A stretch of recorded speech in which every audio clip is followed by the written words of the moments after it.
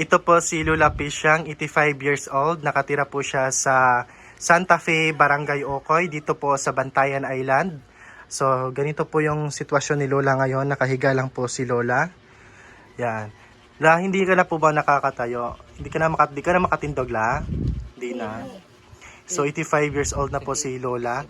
At, lai, pila nakatuig lang nga, ingana lang, higda ka la. Pila na ka to ito? 7 years old, 7 years na pong nakahiga po si Lola dito sa kanyang higaan. Yan, dyan po. At ngayon po, ito po si Ate Marites, kasama po ni Lola, yung anak niya po si Ate Marites. Ate Marites, ilang taon ka na po Ate Marites? 63. 63 na rin si Ate Marites, senior citizen na rin. Wala, no? So, Ate Marites, kayo lang po ba dito magkasama? Kami lang dalawa. Sila lang pong dalawa dito magkasama.